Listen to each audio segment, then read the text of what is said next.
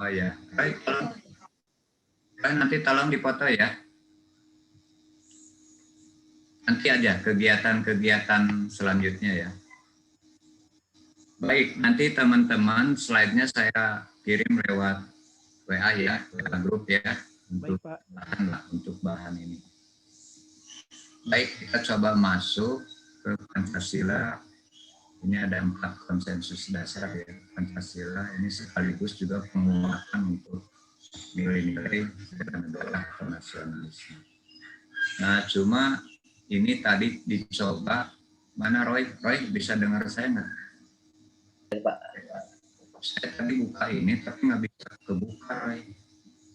Oh iya Pak, itu folder linknya Pak, biasanya videonya tidak ikut serta di copy Pak. Jadi harus di gimana?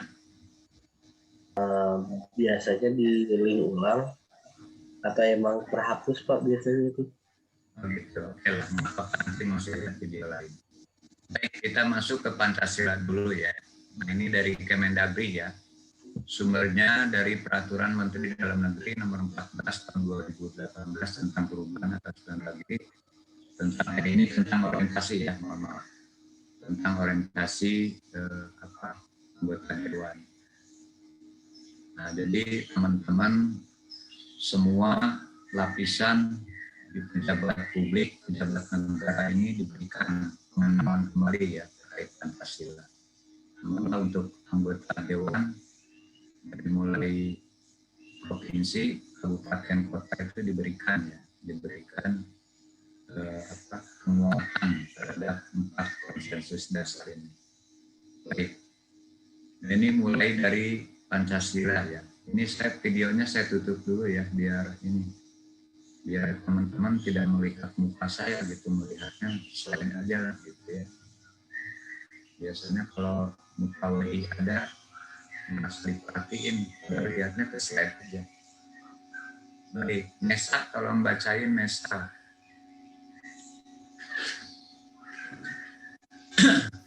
Pancasila sebagai ideologi. Ideologi mengandung nilai-nilai dasar, norma-norma, dan cita-cita yang ingin diwujudkan oleh masyarakat penganutnya. Ideologi Pancasila memiliki peranan sebagai dasar, arah, dan tujuan yang ingin dicapai dalam kehidupan bermasyarakat, berbangsa, dan bernegara. Kira-kira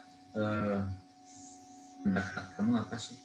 Ideologi mengandung Pancasila sebagai ideologinya. Kenapa? Pakai bahasa masing-masing aja. Silakan.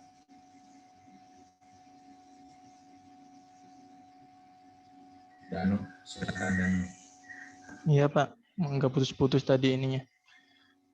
Iya Pak, kalau menurut saya Pancasila sebagai ideologi, jadi untuk dalam melakukan keseharian juga kita sebagai warga Indonesia juga harus berdasarkan kepada Pancasila, Pak. Tidak boleh ada hal-hal melenceng yang kita lakukan sebagai warga negara dari Pancasila itu sendiri. Begitu, Pak. Kalau menurut Roy di sini ada peran dasar, arah, tujuan yang ingin dicapai dalam kehidupan bermasyarakat, berbangsa dan bernegara.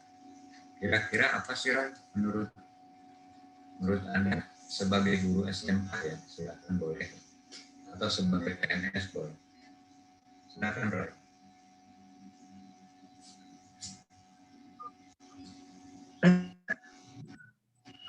Kalau menurut saya Pak, tujuannya kembali lagi kepada menjadi manusia yang seutuhnya Pak. Ini nih, dasar, arah, tujuan, dan yang ingin dicapai dalam kehidupan bermasyarakat, berbangsa, dan bernegara. Apa sih komentar Roy? Tujuannya Pancasila ini untuk menjadikan manusia lebih manusia Pak. Jadi manusia itu dia bisa apa ya istilahnya tuh tidak merugikan orang lain, berguna untuk semuanya, terus memberi manfaat untuk orang lain itu sih Pak.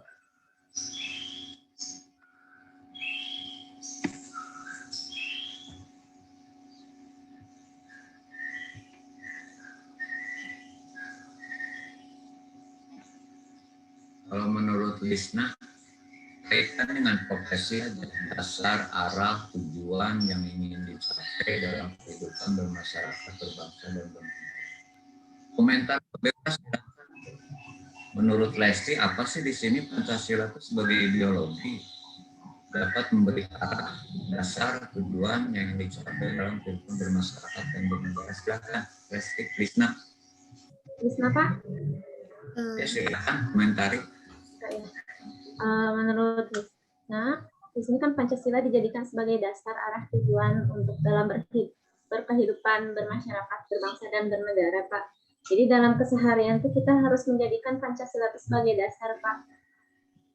Sebagai dasar kita berkehidupan sehari-hari dalam bekerja, baik dalam berkeluarga juga, dalam bermasyarakat juga, Pak.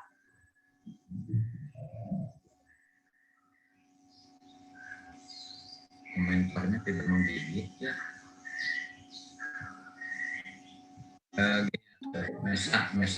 Mesa sebagai pegawai di dinas pendidikan ya. Mesa di sini ada Pancasila itu sebagai dasar.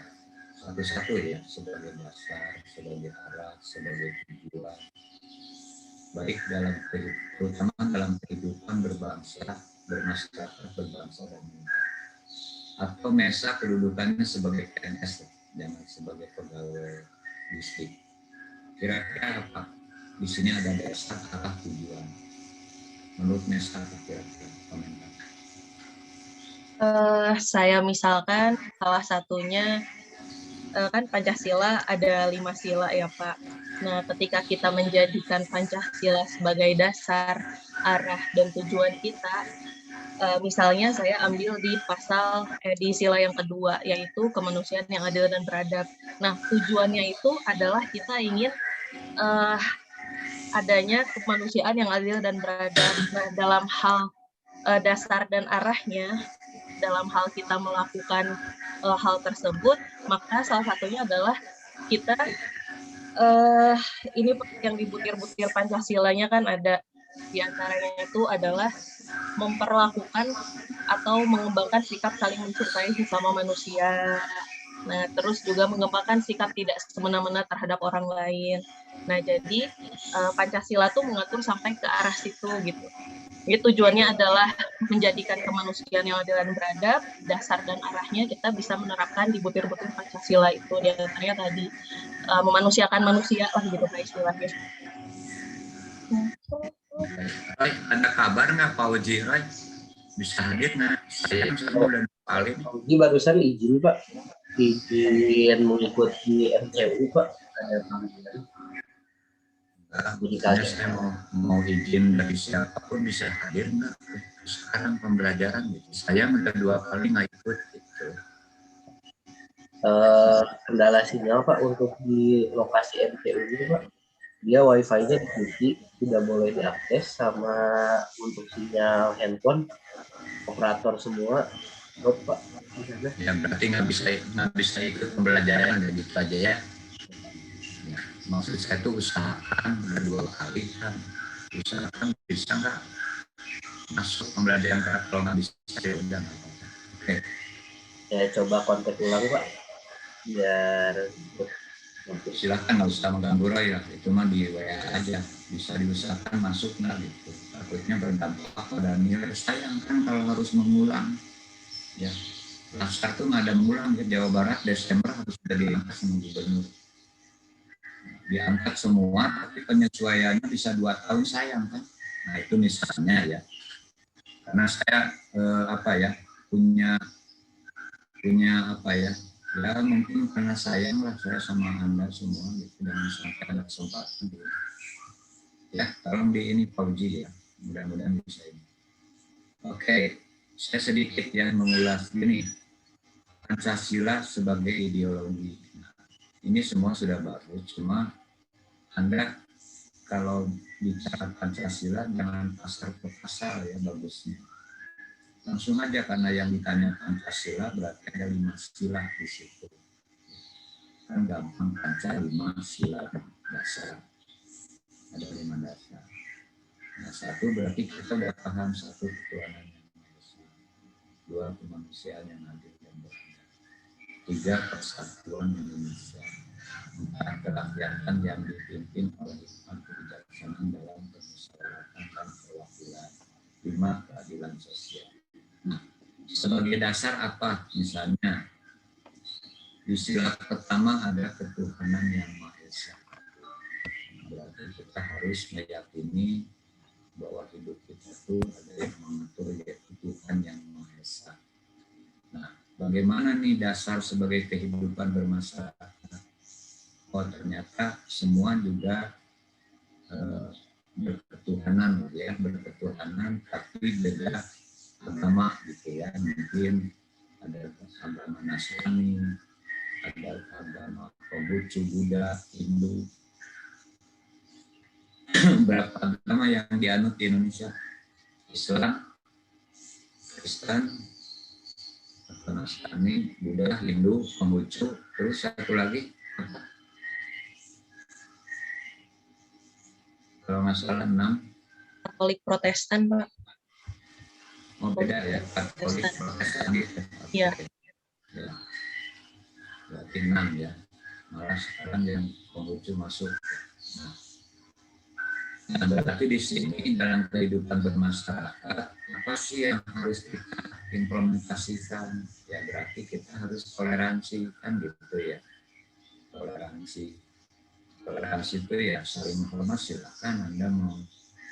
Karena dalam Islam pun ada, ya, ada malah dipertegas oleh sabda Nabi, oleh dalam Al-Quran kan, agamamu agamaku, agamamu agamamu, agamaku agamaku, kan gitu. Jadi itu jadi tidak ada yang salah nih dalam Pancasila sih, sejalan dengan yang diterapkan khususnya dalam Islam gitu ya. Ini mohon maaf mungkin di luar Islam juga mungkin karena ketidaktahuan saya lah. Ya. Ini jelas kehidupan bermasyarakat. Kita harus ambil apa betul. Gitu. Apa sih dasarnya untuk kita? Nah mungkin arahnya apa ya? Arahnya berbangsa dan bernegara kan gitu. Kita berbangsa loh dan bernegara. Bukan arahnya itu karena kepentingan lain, itu akan lain. Makanya di sini dalam kehidupan bermasyarakat berbangsa dan bernegara. Berbangsa mungkin di dalam negara itu ada bangsa, kan bangsa itu bisa di dalamnya itu ada suku-suku. Kalau di dalam negara itu ada rakyat kan gitu ya. Kalau berbangsa itu mungkin di situ ada suku, adat, termasuk juga agama, bahasa dan sebagainya. Ini harus sebagai dasar ya. Sebagai dasar dari kelima sila. Sila kedua, sila ketiga, sila keempat, sila kelima. Itu arahnya pertama kita harus menjaga persatuan dan kesatuan, berkeadilan, berdampak pada orientasi pada kesejahteraan masyarakat. Kita harus mufakat dengan hikmah. Apa sih dengan hikmah di sini? Di sini ada nuansa kebatinan gitu, hikmah tuh. Jadi artinya tuh kita boleh berbeda pendapat, tapi di situ ada nuansa kebatinan bahwa kita tuh satu bangsa, satu negara gitu. Jadi walaupun beda pendapat tidak usah sampai sila-sila Pancasila kan gitu. Itu yang profesional tuh seperti itu. Maka di sini ada hikmah ya. Hikmah itu nuansa kebatinan ya. Artinya itu ya kita bermufakat, bermusyawarah itu terkadang adalah menghasilkan yang ya mungkin ada yang tidak puas, ada yang kurang puas gitu ya. Tapi di sini hikmah tuh mungkin boleh dikatakan untuk meredam lah, untuk meredam bahwa kita tuh diciptakan Tuhan tuh memang masing-masing punya kompetensi masing-masing gitu. Ya. Contoh misalnya Yusuf mungkin ahli di bidang IT misalnya. Apakah Yusuf bisa nggak menjahit pakaian? Kan gitu. Apakah Yusuf bisa nggak jadi tukang potong rambut? Nah itu kan itulah kuasa Tuhan. Jadi kita diberikan satu yang memang diberikan kelebihan ya. Itu pun semuanya harus tidak sempurna gitu, karena sempurna itu milik Tuhan kan gitu. Ya, mungkin oleh ahli IT ya sebatas IT, tapi tidak boleh dikatakan IT-nya tuh tidak sempurna lah gitu ya. Itulah keterbatasan manusia. Ya, makanya di sini perlu ada kolaborasi, perlu ada diskusi, perlu ada ya mungkin koordinasi dan sebagainya. Ya, itu sebagai dasar arah tujuan yang ingin dicapai. Jadi saya titip pada teman-teman semua, kalau memang konteksnya seperti ini harus lengkap sebagai dasar arah tujuan. Sebagai apa? Kan di sini enggak, sebagai individu enggak ada. Nah, sebagai apa? Dalam kehidupan bermasyarakat berbangsa. Jadi membuat statement itu hati-hati ya, jangan sampai dasar arah bagi individu sebagai anggota keluarga apa? Kan akan beda. Tapi kalau bermasyarakat, berbangsa dan bernegara ini lingkupnya sudah orientasinya pada negara gitu ya, masyarakat. Baik, kita lanjut. Nah, di sini juga Pancasila sebagai dasar tadi sudah ya, sebagai dasar. Nah, di sini kita harus paham betul ya bahwa Pancasila itu ditetapkan dengan istilahnya tertulis lah ya, hukum tertulis atau hukum positif, artinya tuh faktanya sebenarnya ada. Jadi secara resmi dasar Pancasila sebagai dasar itu ditetapkan pada tanggal 18 Agustus. Kalau 18 Agustus itu berapa hari setelah kemerdekaan? Yusuf? 1 hari. Merdeka kita tanggal berapa sih?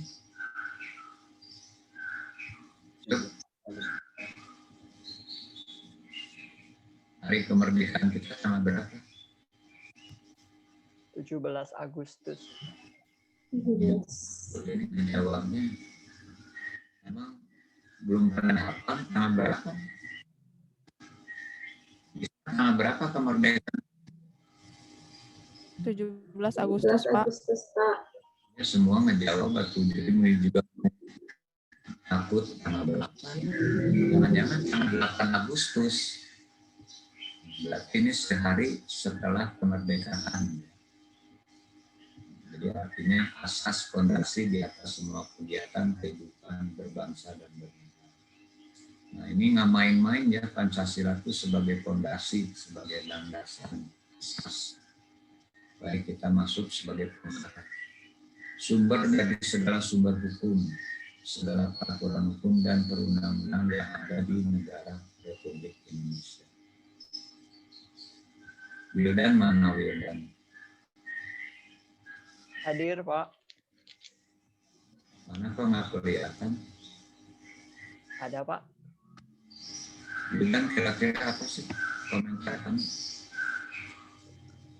Untuk Sebagai sumber dari segala sumber hukum, silakan.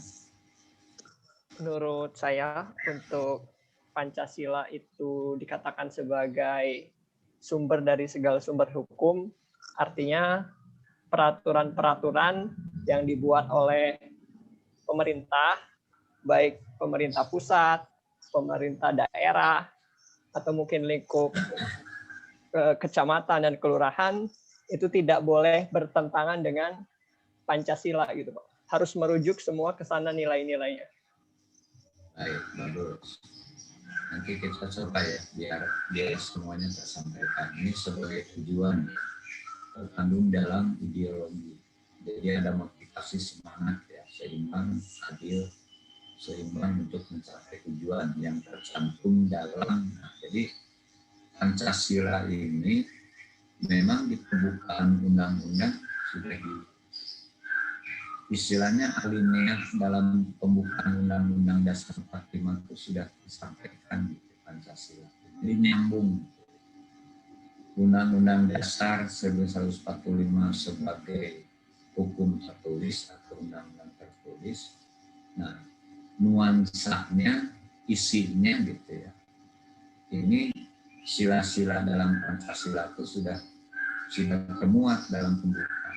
Jadi sebelum masuk kepada aturan-aturan dasar dalam undang-undang dasar 45, itu di pembukaan sudah diberikan nuansa Pancasila. Gitu. Jadi setiap isi undang-undang dasar 45 itu pasal demi pasal itu ruhnya ya, ruh Pancasila itu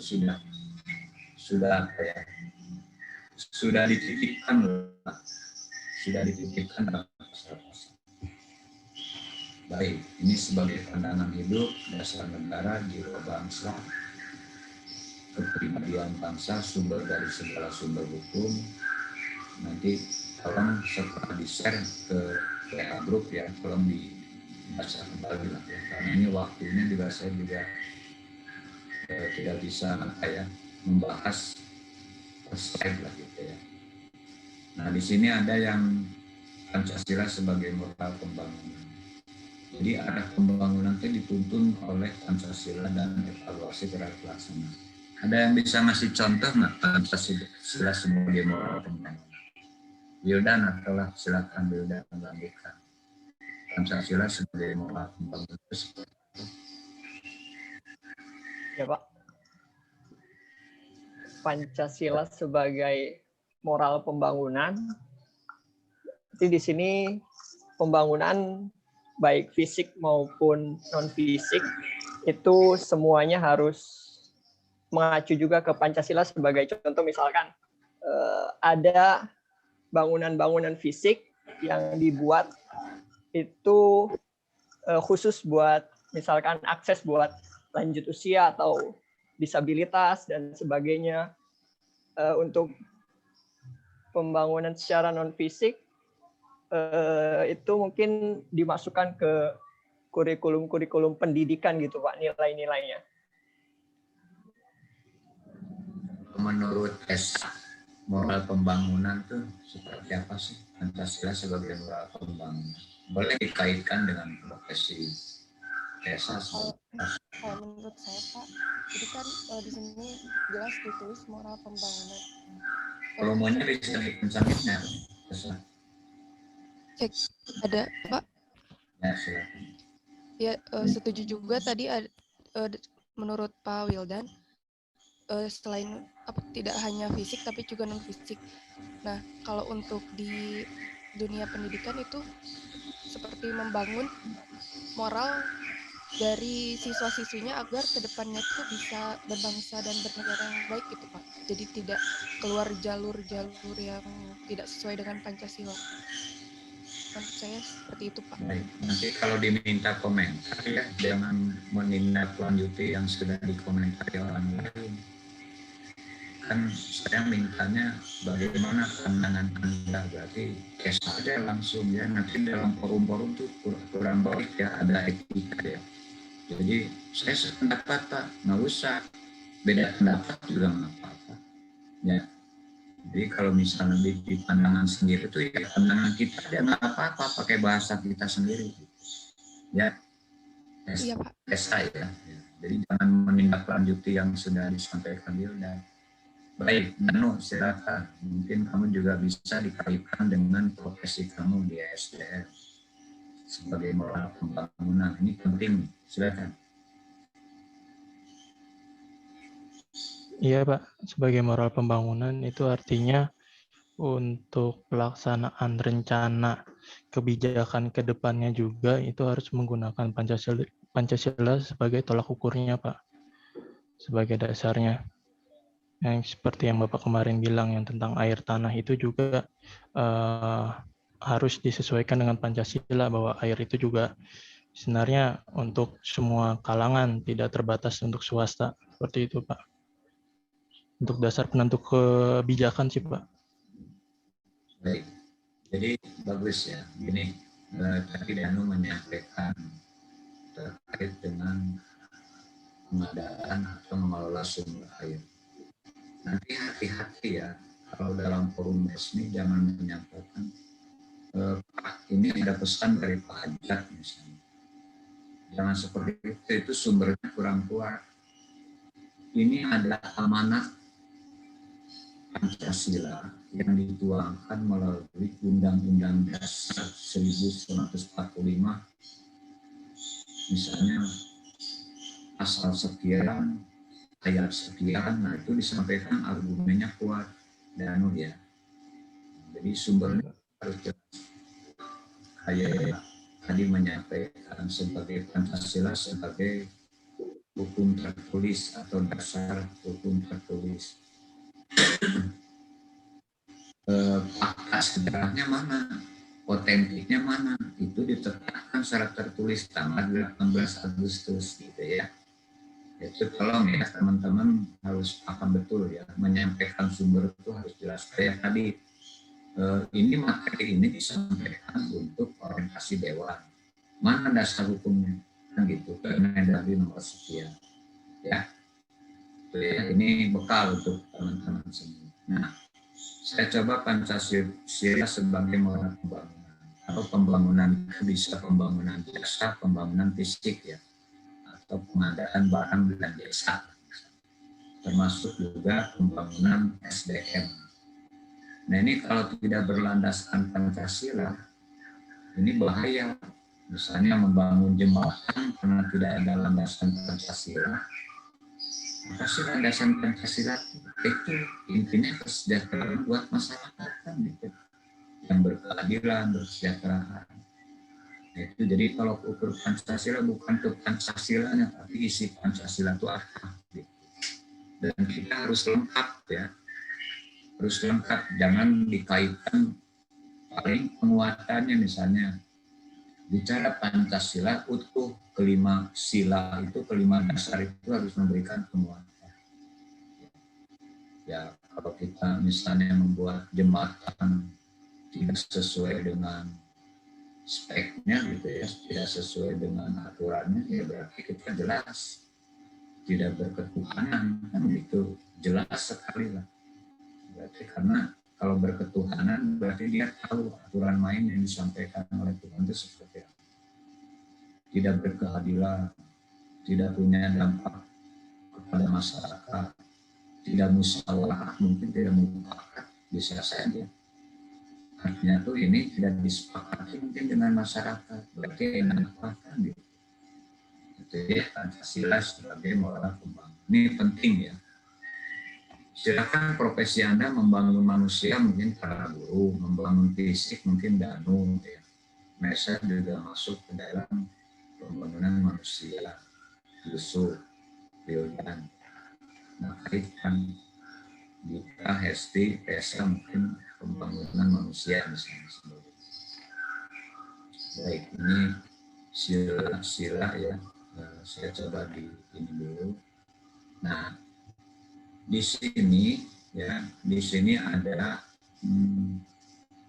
implementasi ya, implementasi Pancasila terhadap isu globalisasi. Nah ini, jadi sebetulnya kita di samping paham Pancasila juga kita harus paham terhadap isu globalisasi. Nah, kenapa saya sampaikan isu globalisasi ya? Ini kan kita kebetulan nyambung dengan isu kontemporer. Coba kita bacakan. Silakan. Isu global merupakan persoalan lintas budaya dan bangsa yang sedang dari atas dulu bacanya. Pelan-pelan. Silakan. Implementasi Pancasila terhadap isu globalisasi. Isu global merupakan persoalan lintas budaya dan bangsa yang sedang hangat dibicarakan pada masa sekarang ini. Oleh masyarakat di dunia, isu ini tidak hanya dihadapi oleh satu negara saja, melainkan dihadapi oleh berbagai negara di belahan dunia. Isu global merupakan hal yang bertentangan dengan kemanusiaan, yaitu isu proliferasi senjata atau globalisasi teknologi, informasi, komunikasi, dan transportasi, mendorong teknologi persenjataan yang lebih mengancam kehidupan manusia.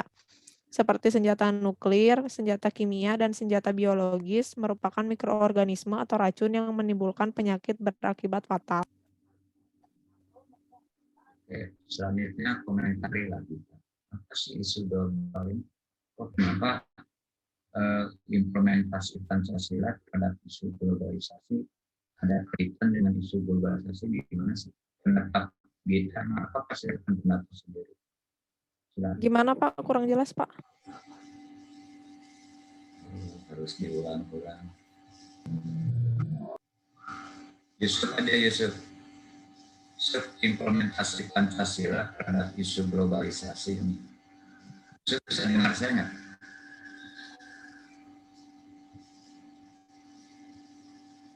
Ini pada kemana sih? Yusuf kemana? Yusuf bisa dengar saya nggak? Mana suaranya?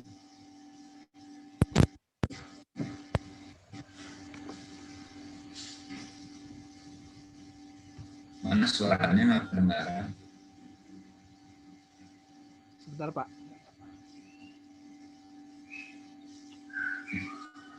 Ya Ini Pak. banyak gangguan teknis ya, kenapa? Laksana APBD beda dengan kabupaten kota. Ininya dengan ada gangguan. Silakan Sur. Ya Pak. Mengenai tadi Pak isu global, implementasinya ke dalam nilai-nilai Pancasila adalah agar gini Pak, isu global yang terjadi ini tidak berdampak atau berpengaruh terhadap keutuhan bangsa, terutama kita harus menjaga nilai-nilai Pancasila yang tetap menjadi pedoman bangsa Indonesia dalam berbangsa dan bernegara. Mungkin seperti itu Pak. Nah, di sini ada isu proliferasi senjata. Ini kan senjata tidak apa ya, sudah canggih lah. Di samping nuklir juga senjata kimia. Mungkin senjata biologi seperti COVID juga mungkin bisa. Kalau kita analisis mungkin ini karena sudah persaingan begitu mungkin dan sebagainya. Atau sudah ada yang kalah sebelum berperang, mungkin ya sudah kirim aja lah virus-virus misalnya. Nah ini kaitan dengan Pancasila apa? Silakan Sur. Ya Pak. Isu tentang proliferasi senjata ini nantinya Pak akan berpengaruh jelas karena setiap negara akan unjuk gigi untuk menunjukkan bahwa mempunyai persenjataan yang sangat kuat, yang sangat bagus, bahkan mengancam terhadap keamanan dari negara-negara yang ada di dekatnya. Itu tentunya akan berpengaruh juga Pak terhadap negara Indonesia, terutama yang menerapkan nilai-nilai Pancasila, di mana di Pancasila ini termasuk dituangkan dalam undang-undang juga bahwa Indonesia ikut dalam menjaga ketertiban dunia Pak. Baik, harusnya kaitannya jangan umum ya, langsung spesifik aja terkait dengan proliferasi senjata gitu. Jadi jangan umum karena pertanyaannya seputar ini. Gitu. Ini kan kalau bisa dilihat ini racun yang menimbulkan penyakit itu akibat atau senjata ini pemusnah. Oke, saya ambil contoh lah. Ini jangan senjata ya. IT aja. Niro yang jawab. Apakah IT berdampak pada implementasi Pancasila terhadap isu teknologi informasi? Silahkan Pak. Yang lengkap Roy ya.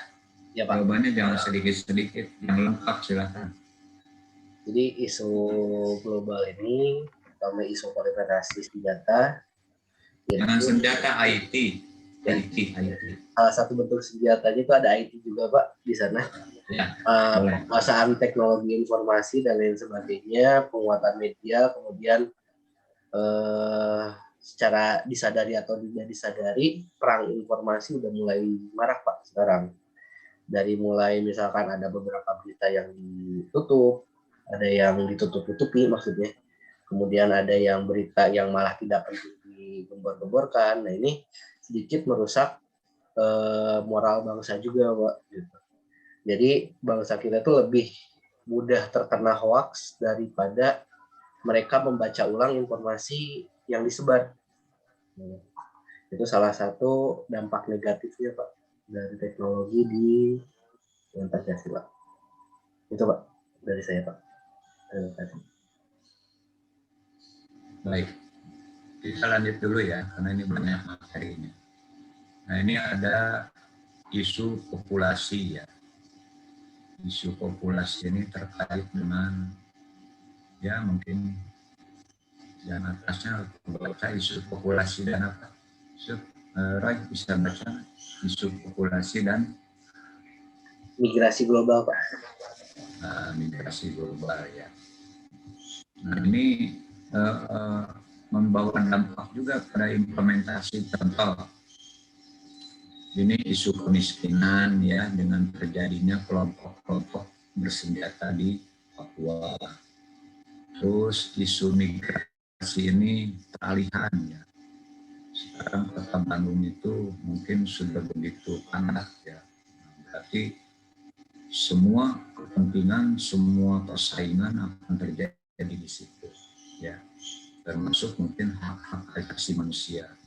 Misalnya kota-kota besar ya, Bandung, Surabaya, termasuk DKI Jakarta.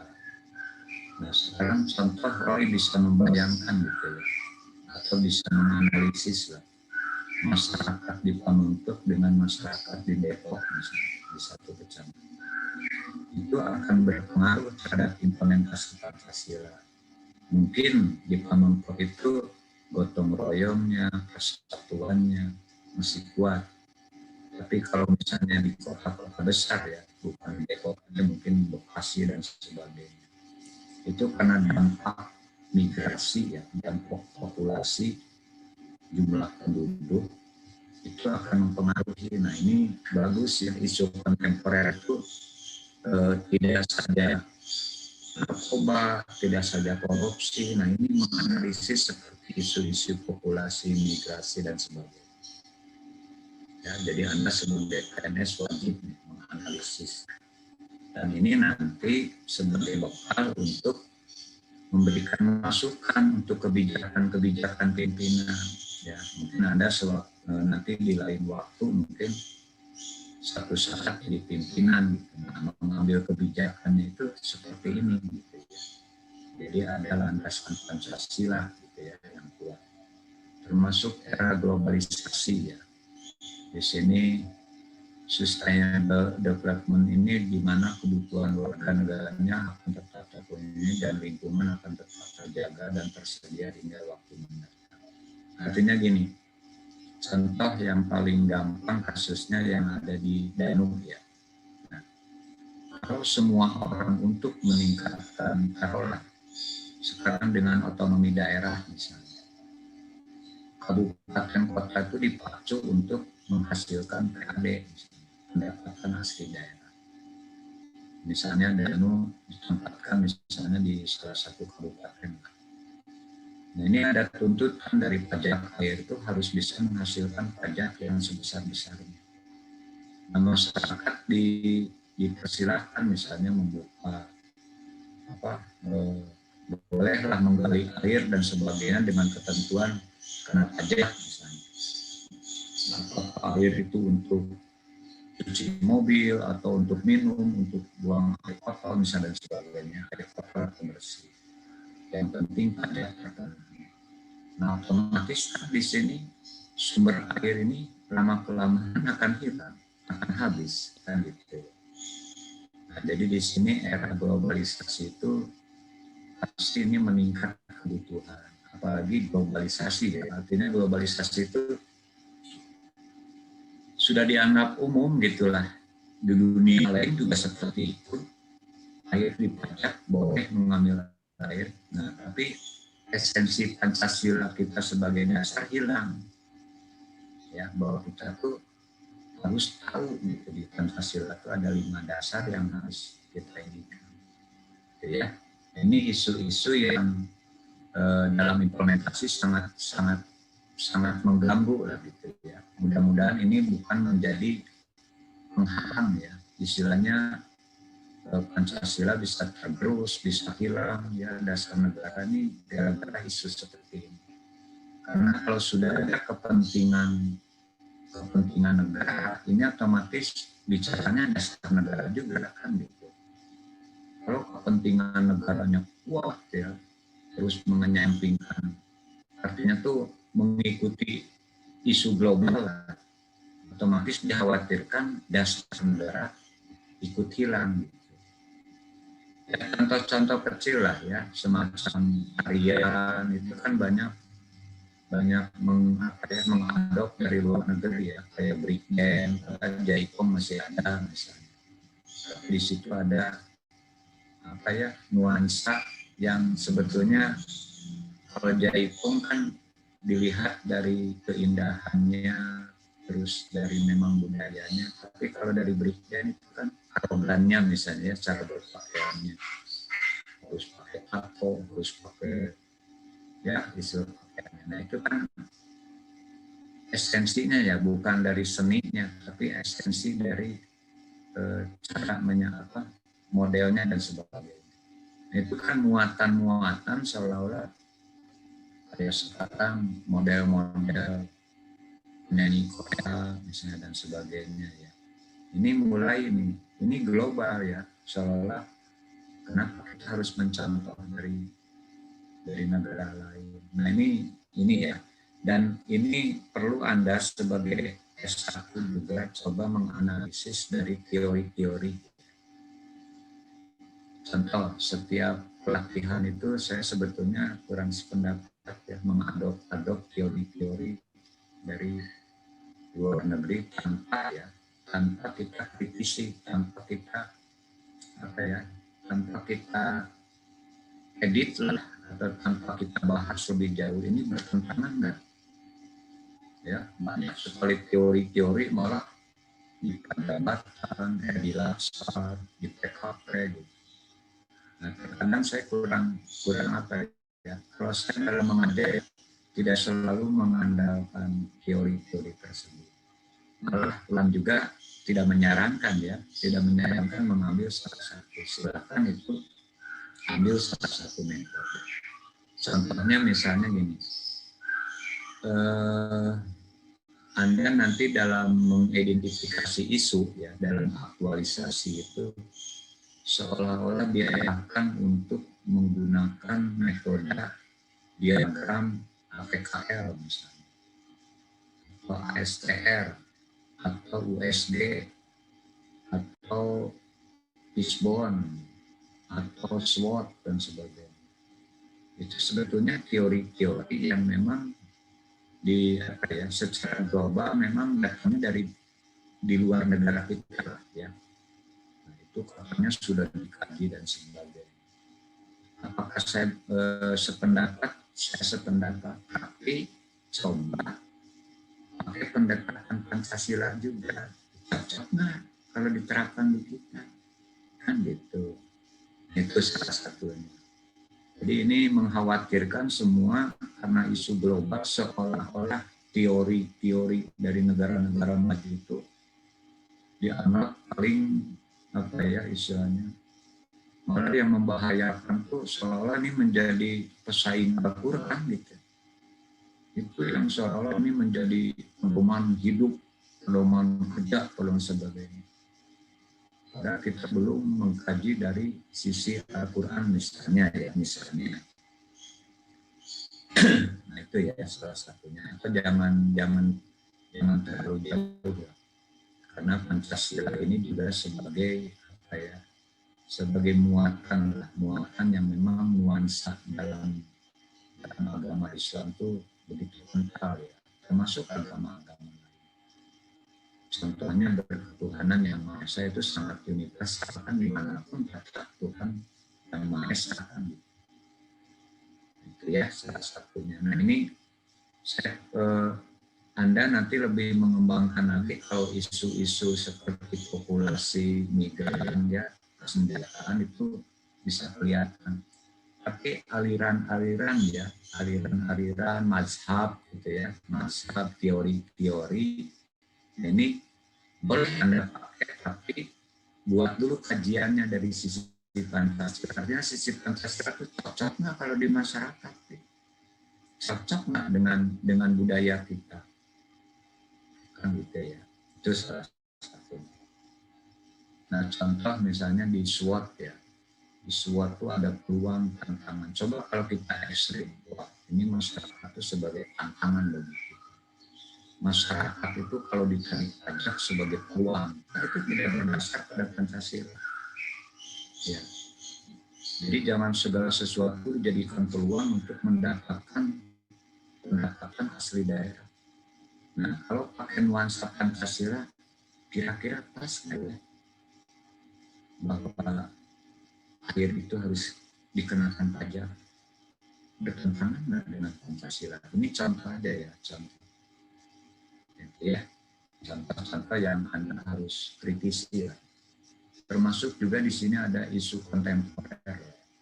Jadi peristiwa atau kejadian yang dapat diperkirakan terjadi atau kira-kira mendatang yang menyangkut ekonomi, moneter, dan sebagainya. Nah, ini rata-rata yang dimaksud dengan isu di sini, ya Anda cermati, isu itu biasanya datang bisa dari individu maupun kelompok atau bisa juga dari salah satu komunitas lah ya, yang memang sudah sepakat tujuan arahnya sudah jelas bahwa dia ada kepentingan ekonomi, bisa juga ada kepentingan terkait sosial, bisa juga ada kepentingan terkait dengan lingkungan. Nah, kalau isu ini memang dampaknya bagus, ya, contoh gini, isu lingkungan ini banyak sekali sekarang pesisir-pesisir sudah terkontaminasi misalnya oleh racun-racun, oleh pasir besi dan sebagainya misalnya. Nah itu isu. Nah isu itu bisa dilempar positif, bisa juga dilempar negatif, tergantung kepada itikan ya. Kalau istilah bahasa hukum itu itikannya apakah baik atau jelek. Nah, ini dari isu ya. Nah nanti juga teman-teman akan mengalami pengalaman seperti ini dalam kehidupan organisasi di pemerintahan. Contoh gini, misalnya ada isu kontemporer, boleh dikatakan gini, terkait dengan kegiatan ya, misalnya kegiatan untuk mengolah data misalnya. Ini dilakukan semacam inventarisasi data, penyusunan data, validasi data misalnya. Nah, tapi Anda di dalam satu organisasi itu ada isu yang sebetulnya nggak tahu arahnya gitu ya, cuma semacam budaya kerja gitu. Anda nanti kalau mencari data cukup menghabiskan perjalanan dinas, datanya bisa diperoleh, waktunya tidak usah sampai ke lapangan misalnya atau ke TKP, cukup melalui internet misalnya atau melalui apa misalnya. Ini sebetulnya ada isu gitu, di situ ada isu apa sih? Sebetulnya kan namanya mengolah data itu harus betul-betul dari istilahnya dari apa ya, dari hulu ke hilir lah gitu ya. Salah satunya. Jadi dari awal itu dari dasar sampai ke ini harus jelas kan. Nah ini terkadang menjadi kontemporer, menjadi apa ya, hal-hal yang memang sudah mengarah kepada ya mungkin ini sudah menjadi tren kekinian. Nah misalnya Yusuf melakukan pengolahan data yang benar. Nah ini akan bertabrakan dengan isu ini. Ya, akan bertabrakan. Nah, tugas Anda nanti bukan ceramah di tempat kerja itu, tapi buktikan dengan apa ya, ketentuan yang sudah ditetapkan. Kalau menyusun isu itu dari awal dasar dulu, terus disusun, diinventarisir, divalidasi, diuji petik lagi, gitulah. Divalidasi itu diukur lah benar. Nah jadi saya harap isu-isu kontemporer itu bukan yang seperti ya, bukan kalau ini sudah jelas ya, korupsi, narkoba, radikalisme, ini yang sudah memberikan apa ya, sudah kuat lah, ya sudah kuat, sudah sudah umum lah gitu ya. Tapi isu-isu ini bagusnya tuh dianalisis dari hal-hal yang sekecil apapun gitu ya. Apakah dengan banyak teori-teori masalah, termasuk kebiasaan-kebiasaan ini bisa jadi kontemporer. Nah itu ya, isu-isu dari seperti itu bisa kontemporer, bisa masuk ke nanti akan terjadi terorisme, narkoba, korupsi kan gitu. Nah itu ya, jadi Anda belajar menganalisis dari isu tersebut. Baik, ini kalau undang-undang tinggal dibaca saja ya. Nanti saya punya ini. Nah, ini ada amandemennya lengkap semua ya. Nah, di sini ada yang cukup penting ya. Nah, jadi saya menyampaikannya gini. Kalau saya ke Latsar, ini jelas menjadi aturan main. Tapi kalau ke anggota dewan, ini menjadi pedoman pengarah. Contoh gini. Dalam membuat peraturan daerah. Nah, saya titipkan keempat konsensus ini, keempat dasar ini. Ya, keempat konsensus ini. Dan sepakat para anggota dewan memang ini wajib untuk menjadi landasan ya keempat konsensus ini. Nah, ini sama karena cuma bedanya kedudukannya kan mereka pejabat publik. Kalau kita pejabat negara yang diangkat sama-sama sih diangkat oleh negara, cuma berangkatnya kalau kita tuh pejabat karir ya, artinya tuh dari Latsar terus mengikuti pelatihan di PNS. Kalau mereka tuh pejabat publik, jadi dicatatkan diangkat oleh berdasarkan hasil dari pemilihan publik gitu ya. Tapi pejabat sama. Jadi pejabat negara itu ada pejabat karir dan pejabat publik yang diangkat oleh negara. Baik, lanjut. Ini ada yang menarik ya dari ini nih. Kadang-kadang kita suka lupa.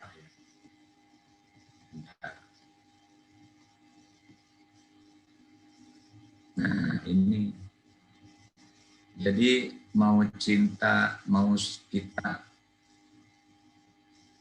wawasan kebangsaan cara pandang, tapi kita nggak hafal gitu. Satu tumpah darah, satu bangsa, satu bahasa. Nah begitu masuk, kita kadang terjebak. Misalnya, berapa sih jumlah pulau? Nah, ini juga saya sengaja ya, sistem informasi Kementerian Dalam Negeri ini tahun 2018 memiliki 16.056 pulau tahun 2017. Jumlah ini berkurang 1.448 dari sebelumnya sebanyak 17.504. Nah ini mungkin tahun 2018 sampai ke dari 2017 ya. Maka ini dipertanyakan ini 1.448 itu apa, pulau atau karang gitu kan? Oh ya. Nah, ini yang perlu Anda coba cermati, nanti coba lihat lagi di internet. Apakah ini pulau karena memang pemanasan global jadi hilang mungkin, tenggelam atau gimana kan gitu. Nah, termasuk juga informasi dari Kementerian Pendidikan memiliki 652 bahasa, 1.340 suku. Nah, artinya kalau Anda sudah tahu bahwa jumlah pulau ini termasuk jumlah bahasa, jumlah suku. Nah, ini kekhawatiran tuh bukan kalau hilang ya mungkin hilang itu bisa oleh alam lah, mungkinnya oleh kejadian alam. Tapi yang dikhawatirkan taruhlah ini yang sudah pasti taruh 16.056 pulau lah. Satu dari 16.000 pulau ini dinikmati enggak sama rakyat Indonesia. Itu yang paling penting, dinikmatin nggak, merasa memiliki nggak. Itu yang paling penting, Anda harus menganalisis itu. Contoh, masyarakat Aceh itu memiliki provinsi Kepulauan Aceh atau provinsi Aceh, atau hanya sebagai duduk sajalah gitu ya, duduk aja menduduki wilayah Acehnya. Apakah merasa menikmati nggak dari 16.506 pulau? Nah, maksud saya tuh di sini memang menjadi ikrar NKRI. Jadi kalau hilang pulau saya bisa melihat ya, oh dari 16.056 jadi 16.055, kelihatan oh ada yang hilang. Yang dikhawatirkan pulaunya ada, tapi sebetulnya rakyat Indonesia itu tidak ada gitu ya. Maksudnya tidak ada di sini, tidak menikmati, tidak merasa memiliki dan sebagainya. Nah, termasuk juga 652 bahasa. Apakah bahasa Sunda sudah hilang belum? Nah, ini kan pertanyaan-pertanyaan. Misalnya kalau kita bandingkan 652 terus bahasa Sunda, mungkin kalau di Roy di Pamengkut masih kuat bahasa Sunda. Coba bergeser ke kota Bandung, atau bergeser ke kota Bogor, atau bergeser kepada Bekasi misalnya, yang wilayah Jawa Barat, atau penggunaan bahasa Sunda sudah mulai hilang, tapi tercatat 652 ada. Nah, termasuk juga suku ya, suku Sunda, Jawa, Minangkabau dan sebagainya. Nah, ini salah satunya ya. Jadi ada yang harus dicermati, hilangnya bahasa, hilangnya suku, karena memang tergerus oleh isu-isu tadi ya, isu-isu. Baik, saya kira hampir sama untuk NKRI ya. Saya coba nanti ini saya nggak ditampilkan, tetap memonitor ya. Nah, saya jangan tiarap karena saya lihat dari sini. Nah, jangan gini-gini ya, nggak apa-apa, dan nggak akan ditanya, nyantai aja. Ya. Terus Roy, kamu ahli IT, tapi kalau ditanya batuk, itu jangan. Mohon Pak, emang sedang tidak sehat Pak. Takutnya nanti kebiasaan kamu lagi ngajar terus batuk. Gitu. Oke, saya tutup lagi. Pada saya lihat ya, biar ini, biar tidak terfokus melihat WI-nya, tapi melihat screen-nya lah. Bentar ya, tadi saya punya ini. Bentar.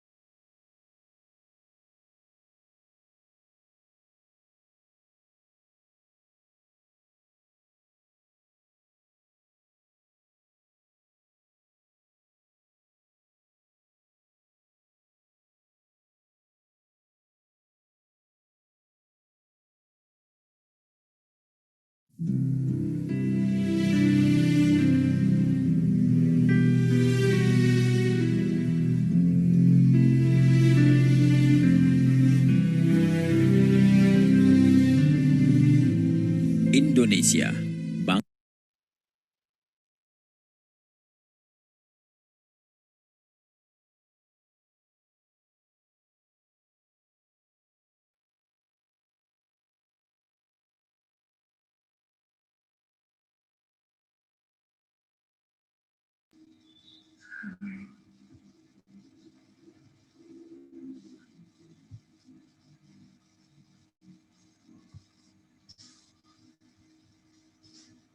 Teman-teman bisa ngelihat videonya? Bisa, Pak.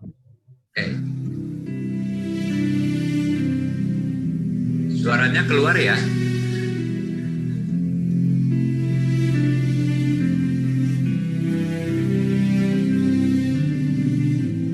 Indonesia, bangsa terbesar keempat di dunia. Setelah merdeka sejak 65 tahun yang lalu, ternyata hari ini masih bergelimang dengan kemiskinan. Kemiskinan yang tidak lagi menimpa kehidupan masyarakat kalangan bawah, namun juga merangsek ke seluruh aspek kehidupan dan institusi penyelenggara negara.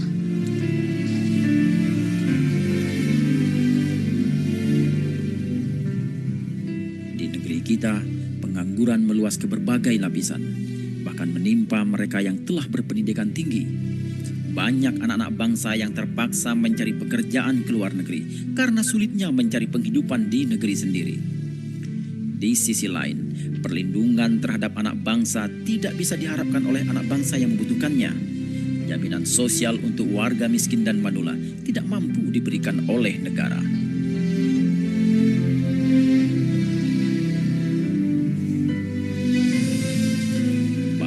Ekonomi jauh tertinggal dibandingkan bangsa-bangsa lain di dunia.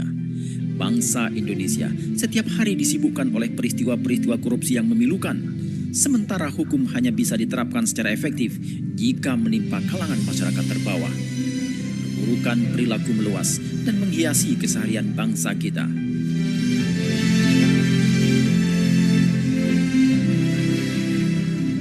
Di satu sisi, sumber daya alam yang sangat berlimpah milik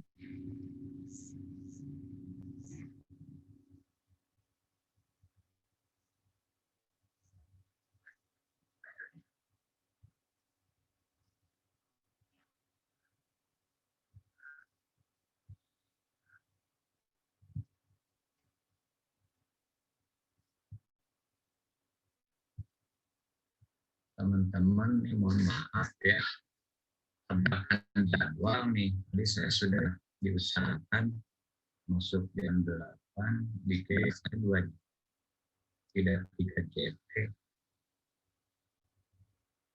Bentar.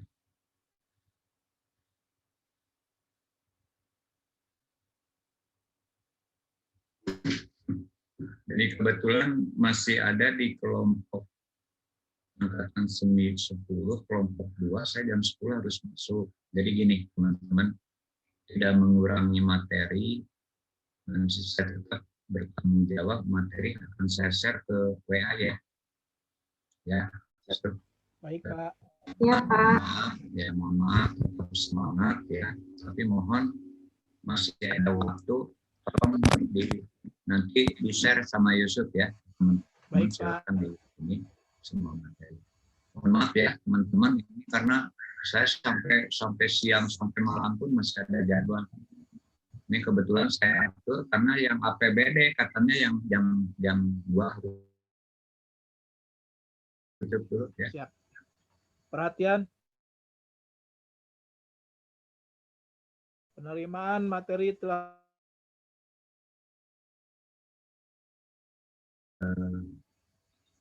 disiapkan untuk berdoa. baik, siap. Setelah menerima materi, kita berdoa dulu. Untuk berdoa dipersilakan.